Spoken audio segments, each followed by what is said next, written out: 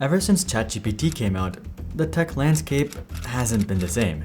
As if suddenly hit by a burst of enthusiasm, or FOMO, the titans of the tech world have rapidly assembled massive AI departments and begun working. Facebook, Amazon, Apple, Google, and basically everyone else has embarked on a race to finally outdo one another and come out as the supreme victor. Their goal? Simple. Create the next big thing, the next YouTube, the next Google, the next Instagram.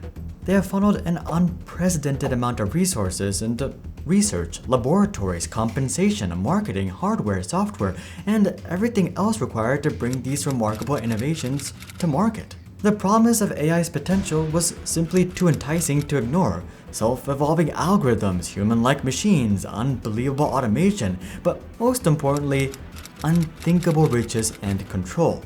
The reality, though, is that FOMO has blinded these giants to a simple yet glaring truth. They have already lost AI, and pouring hundreds of billions into a lost battle isn't going to change anything. Let me explain.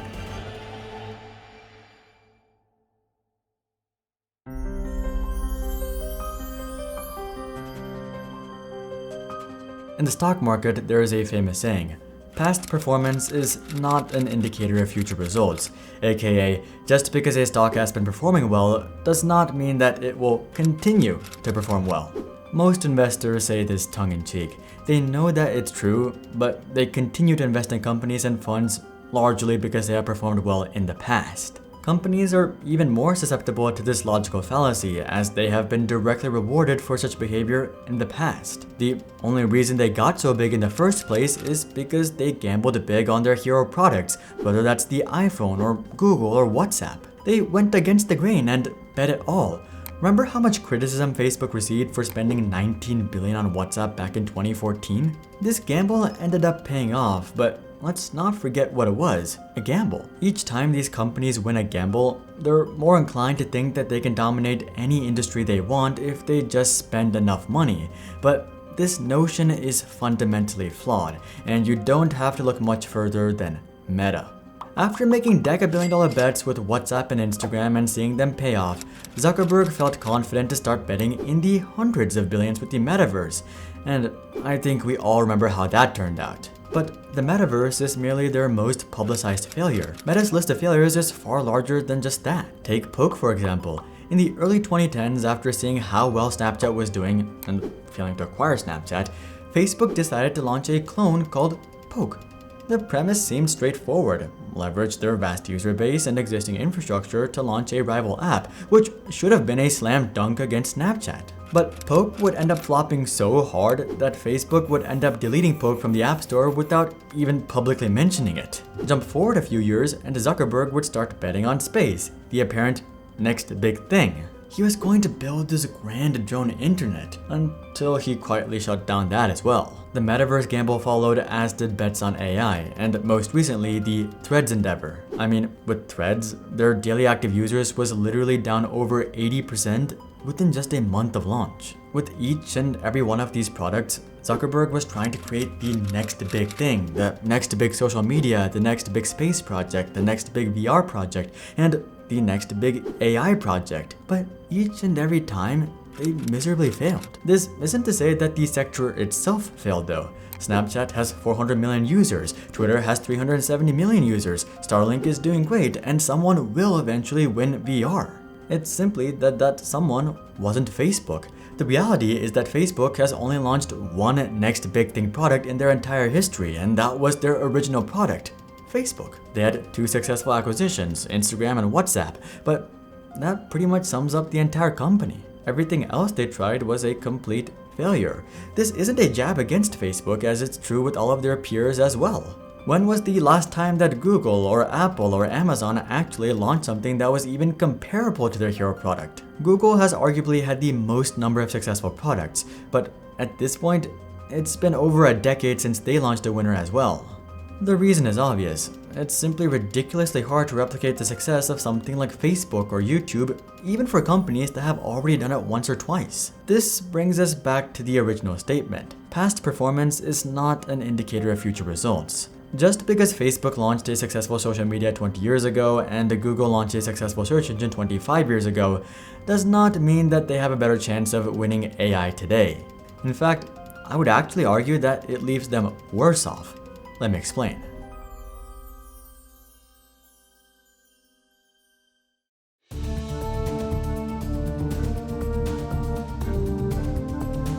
Everyone is so quick to point out all of the advantages enjoyed by these tech giants. They command the finest engineers, possess unparalleled infrastructure, possess seemingly limitless capital, and boast extensive reach among other assets. But rarely do people consider these companies' biggest shortfall: an incomprehensible amount of baggage. Aside from Wall Street and Big Pharma, Big Tech is likely the most hated industry in the world. People see them as monopolies with way too much power, control, and influence, not to mention the privacy concerns. Only a vocal minority voice their concerns about these companies or go as far as ditching WhatsApp or Gmail. But that isn't to say that everyone else is happy with these platforms, and likely the best example of this is with YouTube creators. When a YouTuber starts using too much clickbait or starts selling out too much, only a vocal minority will call them out. Everyone else will just be less inclined to watch their next video. When you compound this over months and years, that's how you end up with a dead channel. It's the same thing with big tech. People aren't going to ditch Gmail just because Google is notorious for collecting data or implementing anti-consumer friendly policies. But when they eventually get the chance to choose between Bard and ChatGPT, they're gonna choose ChatGPT every day of the week. In fact, I would argue that this bias is the #1 reason that otherwise great products don't take off. Take Threads, for example. One of the biggest critiques of Threads is that it's just a ripoff of Twitter, but that's quite a funny argument because that was never a showstopper before. Facebook itself wasn't the pioneer in the realm of social media. Does Friendster and MySpace ring a bell? And what about Google? Is there a single thing that they've launched that's not a ripoff? They didn't create search engines or email or video sharing or browsers or smartphones or really anything. They just made things better, and that was enough.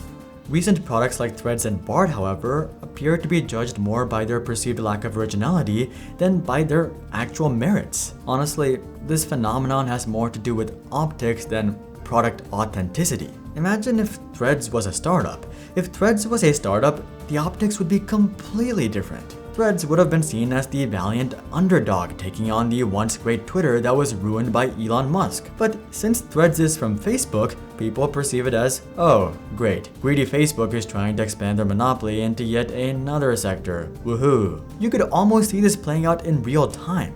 After Threads launched, everyone checked it out just to see what all the hype was about, but no one really resonated with the product or story.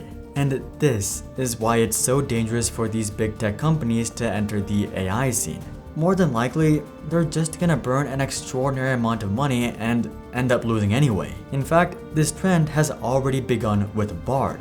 The common sentiment around Bard is that ChatGPT was the OG revolutionary product and that Bard was just copy-pasted ChatGPT. But this is completely false. Google has been working on AI for longer than OpenAI's entire existence. Now, you might be saying, oh, well, Google probably wasn't as focused as OpenAI, but this is also completely false. In total, OpenAI has raised $11.3 billion, which is an insane amount for a startup. But do you want to guess how much Google has invested into AI? Maybe 20 billion, 40 billion? Well, it's actually upwards of $200 billion. Google has literally been investing OpenAI's entire funding into AI every 6 months for the past decade to come up with Bard. But unfortunately for Google, it looks like Bard is gonna end up as the next Bing while ChatGPT ends up as the next Google. The bottom line is that people have already made up their mind about big tech. So outspending the competition isn't going to allow these companies to come out on top. But then, what's the solution?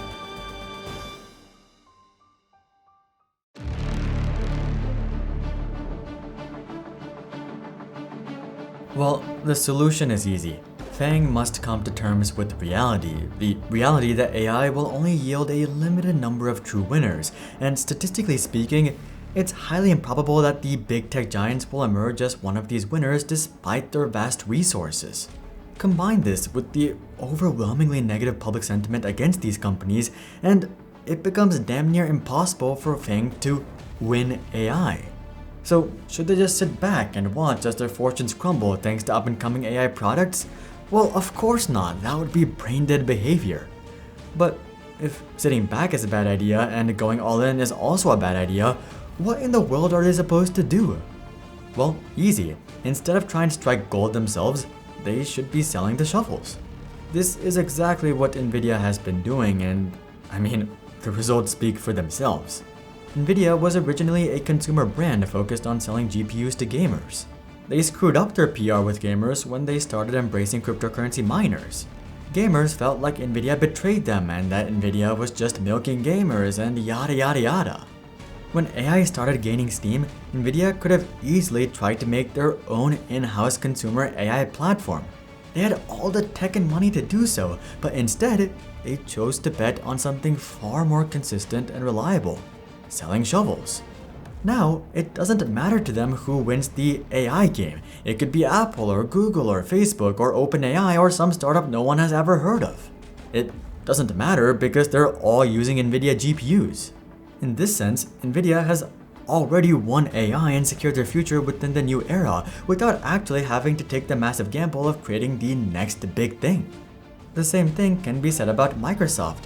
About 10 years ago, they decided that they were gonna be a back-end company focused on supporting great solutions as opposed to creating great solutions. The result? Well, after 17 years of stagnation, Microsoft would nearly 7x within 4 years. Now, of course, supporting these solutions won't be as lucrative as creating them, but the probability of success is also more like 90% as opposed to 1 in a million. Also, for the record, supporting AI is already insanely lucrative. Google seems to be recognizing this paradigm shift as they've started focusing more on expanding their cloud business rather than solely launching consumer-centric products. Facebook, on the other hand, is still going all out on gambles, whether that's the metaverse, AI, or Threads. It's the same case with many of the other companies at the top as well, as they've all been blinded by FOMO. And all they're gonna have to show for it in 5 or 10 years is a slew of forgotten products and hundreds of billions of dollars less in the bank. The problem is that much of big tech is trying to buy naked calls on AI, when the smarter solution is to just sell puts by offering the foundational tools and support necessary for the AI landscape to flourish and to laugh all the way to the bank. But that's just what I think. If you'd like to learn about how AI got to this point, check out this video. But until then, I'm Hari, and I'll see you guys on the next one.